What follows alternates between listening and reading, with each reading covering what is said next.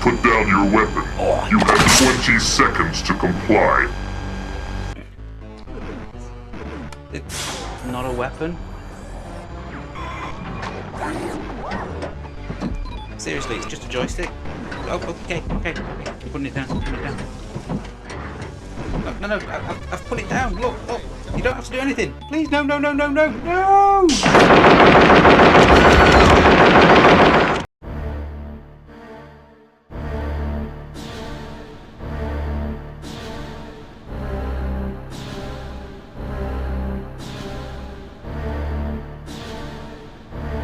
Hello everyone, don't worry, I'm not dead.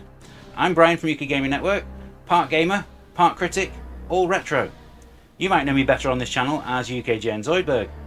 Welcome to the re-review, where I replay and reassess all the games from my previous life as a games reviewer.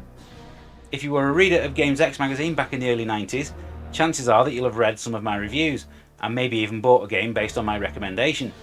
Does this mean that I need to apologise to you, or that I brought a great game to your attention? Keep watching and we'll find out together.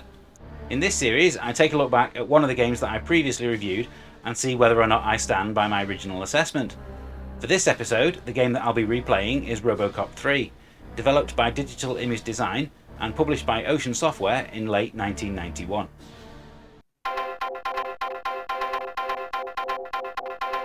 There are few sci-fi action movies released in the 1980s that are as fondly remembered as RoboCop. Directed by Paul Verhoeven, it was a mixture of satirical humour, religious imagery and ultra-violence, and it was a hit with critics and audiences alike. It was the creation of writers Ed Neumeier and Michael Miner, and it went on to spawn multiple sequels, 4 different TV series, a number of comic book adaptations and even a remake in 2014. It was also the first 18-rated film that I ever saw. In the 35 years since the film made its debut, there have been multiple attempts to put players into the metallic shoes of Officer Alex Murphy. These have varied wildly in quality over the years, and the latest attempt is actually due later this year, and features the return of Peter Weller into the lead role. Ocean Software scored a huge success in 1988 with their game based on the first movie, which topped the charts on every single home computer. Developed in-house at Ocean, it was loosely based on the arcade game from Data East, but with some puzzle mini-games added between the levels. It was a great game on the Spectrum that I played a lot, although I always felt that the Atari ST and Amiga versions were just lazy, upscaled conversions. When it came to the second movie in 1990, development was handed to Special FX, a developer who had worked closely with Ocean Software on a number of titles and had just made the excellent Amiga version of Midnight Resistance. It was once again a good-looking side-scrolling platform shooter with some great power-ups, although it was let down slightly by its awkward controls. For RoboCop 3, they opted for a different direction entirely and handed development duties over to Digital Image Design, based in Runcorn, New Cheshire. The developer had previously worked with Ocean on the excellent flight simulator F-29 Retaliator, and would go on to make Epic the following year. I'll talk more about them on a future episode of the re-review when I talk about that game. It was originally made to be released alongside the movie, and the developers had even been given a copy of the film's script to try and ensure that the releases coincided. However, after finishing the film, Orion Pictures would file for bankruptcy, and the film would sit on a shelf for 2 years before release. To be honest, this was actually a blessing in disguise for the game, as it meant that players got to experience it long before they discovered just how terrible the movie was. Another aspect of RoboCop 3's release that was noteworthy was the method of anti-piracy that Ocean deployed with it. Where many Amiga games used the tried and tested method of entering a word from a page in the manual, or a LucasArts style code wheel, this instead came bundled with a dongle, nicknamed the Defender, that had to be plugged into the joystick port in order for the game to load. It's a good idea in principle, but if the dongle broke, or if you lost it, then you would no longer be able to play the game. Worse still, this supposedly crackable device was actually cracked very easily, and there were copies of the game available long before it had even hit the shelves. If you want to know more about this device, Modern Vintage Gamer has an excellent video all about it, and I'll post a link to that video in the description. Now it's time to dig out my original review and see what I said about it at the time.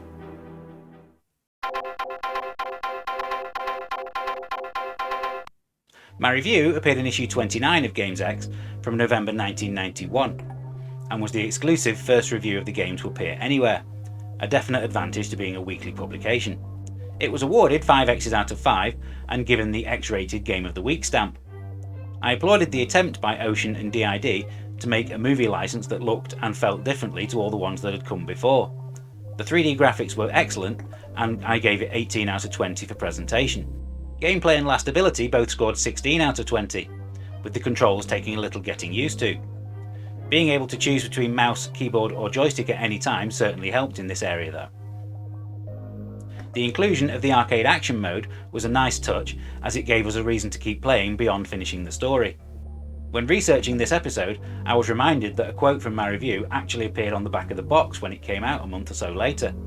Not sure why I kept referring to the vector graphics as just vectors, though. The vectors are super slick and smooth. All animations are top notch, giving us some of the best vectors around, and the screens are superbly drawn. This is definitely one of the best film licenses ever. Are the vectors just as impressive 30 years later? Time for the playtest to find out.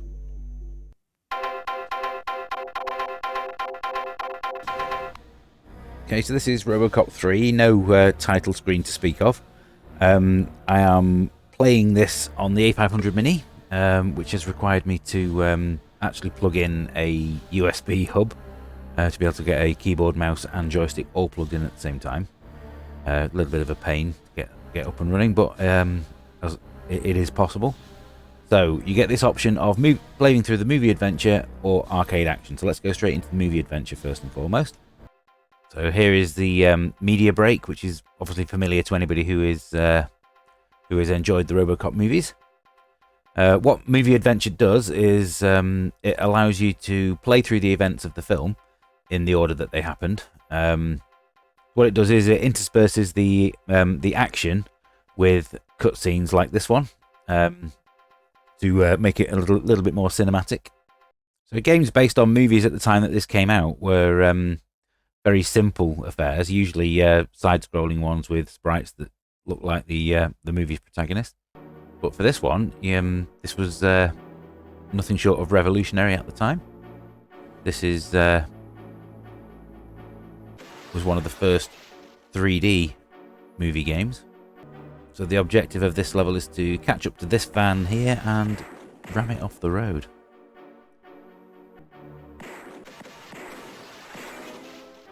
Well, that wasn't entirely successful.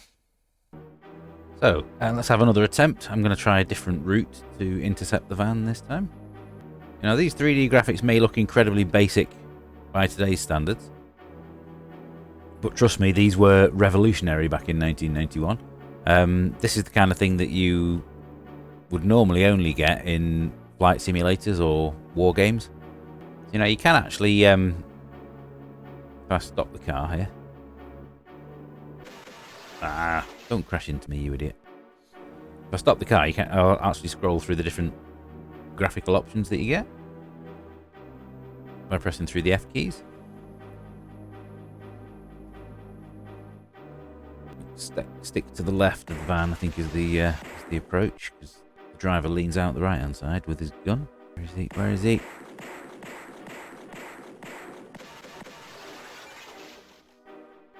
Okay. So that's the van taken out. Where's the road? Drive into that. And so begins the second level.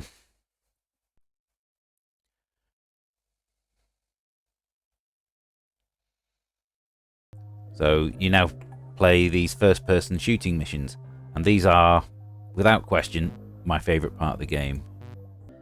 The way that your targeting system zooms in on each person in your eye line to determine whether or not they're a threat is a neat touch. I think it's safe to say this game hasn't aged massively well. Definitely a product of its time, but its impact in 1991 cannot be undersold. So what I will do instead now is I'll play through the arcade action side of the game, which will actually let you see the different gameplay modes. So I'll go for terrorists hijacking the OCP tower as the first option. What these arcade action levels are actually about is they're score-based challenges. So this just basically requires you to go through office to office, taking out all the terrorists who have taken the building hostage. because there is no strafe option on your movement, it kind of requires you to approach the corners of corridors as wide as possible. Make sure that you can see any terrorists. So that's the annoying side of things, is that terrorists can see you pretty much, it would appear, through walls, and actually shoot you through walls. Now you can play this with a joystick instead of a mouse, but obviously the mouse is easily the preferred option. So let's try the gyro pack trials. So this is the jetpack that gets seen briefly towards the end of the movie, which is when the film starts to turn into proper comic book territory and goes really bad. Right, so I can increase and decrease my speed. The left and right mouse buttons. Spacebar will fire my weapon. Ah, there's one.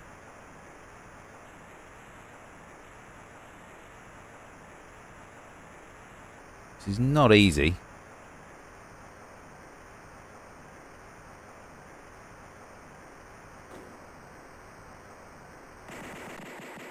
Ah, I've been shot down.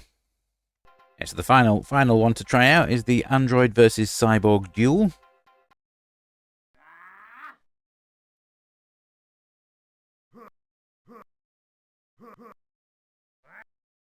So this is kind of like a fighting game, although RoboCop is not exactly the most agile character in movie history.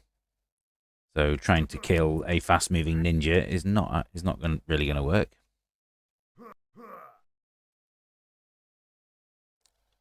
Although I did get a hit in. Literally the only moves that you have at your disposal here are a punch and a crouch.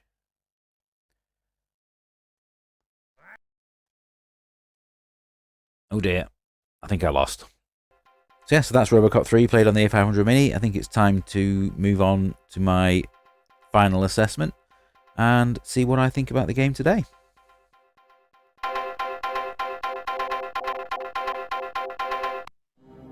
30 years is a long time in gaming, and what I've learnt over the years is that 3D graphics do not age well. Nowhere is this more apparent than in RoboCop 3.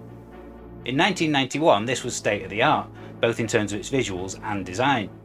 A movie tie-in from Ocean would have normally meant a random collection of loosely connected minigames like Terminator 2, or a low-effort graphical showcase like Red Heat. To see Ocean try something so different with RoboCop 3 was truly exciting. Flash forward to 2023 and there's actually not a lot here that's worth playing. The driving sections can be fun in small doses, as long as you remember to select the keyboard controls, and I still enjoy the first-person shooting sections. Having said that, it can be frustrating when you die due to the clunky controls rather than your own ability, and the enemy's ability to seemingly see through walls. Considering D.I.D's experience with flight simulators, the jetpack sequence is incredibly disappointing. Being able to do something as simple as lining up a target is incredibly fiddly, and I soon got bored of it. As for the fight against the robot ninja, I think you can see from the footage of me attempting to play it just how terrible that section was. I really can't recommend that you play this game today for anything other than curiosity or historical relevance. I never thought I'd say this, but the other two RoboCop games on the Amiga are actually far more enjoyable to play and have aged far better. My Super League of movie license for the Amiga would look a little bit like this, and as you can see, RoboCop 3 has tumbled quite a bit down the list. I have no doubt that my 5-star review was correct at the time, but today I wouldn't be able to award it any more than 4 out of 10.